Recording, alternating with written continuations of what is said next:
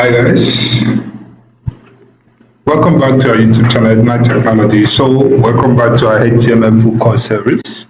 In a previous video, we talked about HTML list, talked about how list helps you to structure the HTML document and also help you to arrange your words, HTML works, and also how the lists are structured into ordered, unordered, and word descriptive list, and the rest of it. So in today's video, we are going to be looking at the HTML div element, or you say the HTML div tag precisely. So let's look at what it is all about. So HTML div element is often used as a container for other elements. By HTML element, the div element has no required attribute, but style, class, and ID are common. It has no required attribute, but style, class, and ID are common. When used together with CSS, the div element can be used to style blocks of content. Okay, let me just show you how these div elements work. This div element normally comes. Let me just create a new file inside here. Index HTML. Okay, so this div element normally comes when it normally comes with div tag. It is defined by a word div tag. So let's see how it works. For example, I say div class.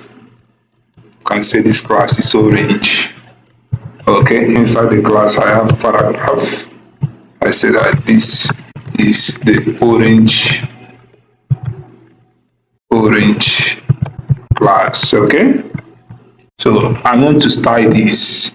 So how do I do that? I go to my, after the title, I add my style tag. So I will now call the class. How do I call the class? If you want to call a div class name in CSS, you always use dot to indicate it. If it's ID, you use hash to what indicate it. So that's how you do it. So you will now say dot, the class name is orange.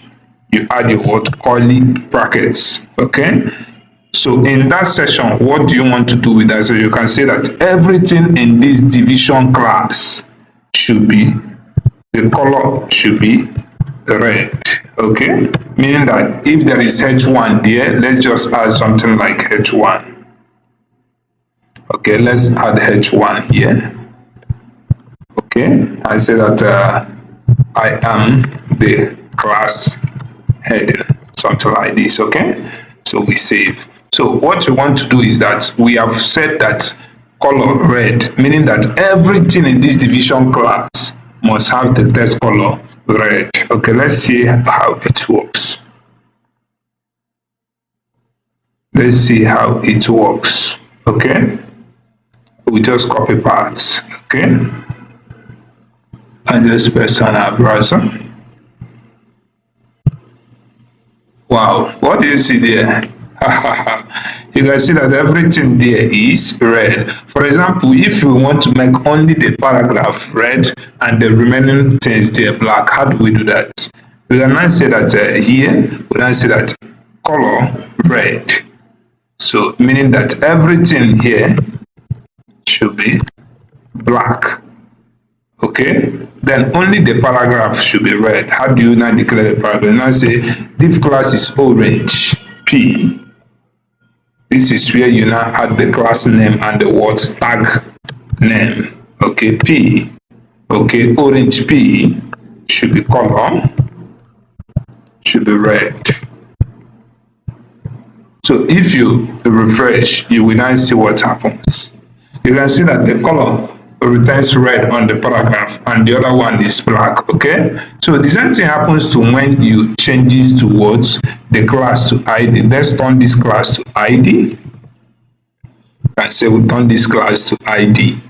So how do we denote ID in CSS? We use hash. Instead of dots, you use hash. Okay, use your hash just like this instead of your dots. So you refresh, you see it maintains the same thing because you are just giving it the same property.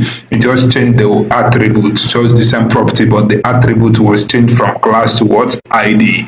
So let's say, for example, we want to add a style. That means if we want to add a style, we need to comment this. comment this first. We comment this. So we now say div style. Say div style to be color to be red. Okay.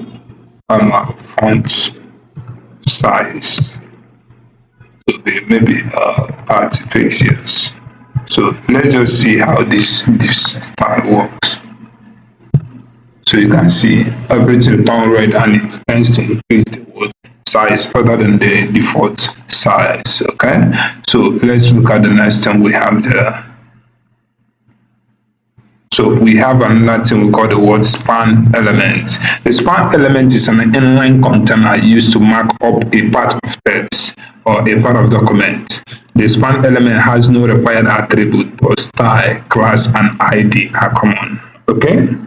When used together with CSS, the span element can be used to style parts of the text. So for example, you want to style a specific part of the text, you can use the span word element. So let's just see how it works. Let's say you want to style only here. You can use the span. You copy. You cut, sorry. You paste, okay? You now add your word style. You can say color. Orange. Okay, so let's see what happens.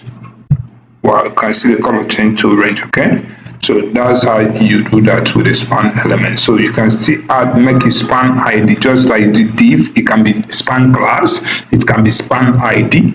The same the way you did to div, it can still maintain the same thing. So if you want to do it yourself, okay, so that's how it works. So let's look at the basic HTML tags. We have the div class, it defines a section in a document, and span defines a section in a document inline, but div is a document block level. Okay, so let's look at fully at the HTML div element. The div element used as a container for the HTML, just like we said. It is by default a block element, meaning that it takes all available weight and comes with line break before and after. So it's once you keep on giving div, you have to remember to close div. Like we did what? We open div here, it has an opening tag and a closing tag. So it tends to have a line break after closing. Okay? Even before and after, it tends to have a line break like the way we have been doing it. Okay? So div comes as a container. So the one we just did is div as a container, okay? So div element is often used to group section of a web page together, okay? So it comes in a container. So div can also be used to align to the center, okay? Center align a div element. If you have a div element that is not 100% wide, and you want to center align it, set the margin property to auto, okay? If it's not 100% wide, set the margin property to auto, but don't worry, here we still have multiple div, okay? Can have multiple div. If there are multiple, can have as many div that you want in a page.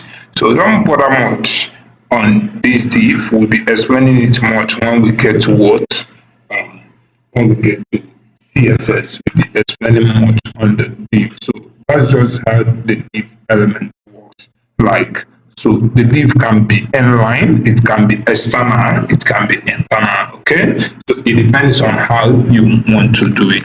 So that's the end of the tutorial. So see you in the next video, we'll be talking about HTML forms, okay? So find this content useful, please don't forget to like, comment, and share. Also so remember to subscribe to our YouTube channel, okay? Remember to visit our website www.ignitetechnologies.com and also follow us on our social media platform. So thank you so much for your time. See you on the next video. Bye bye.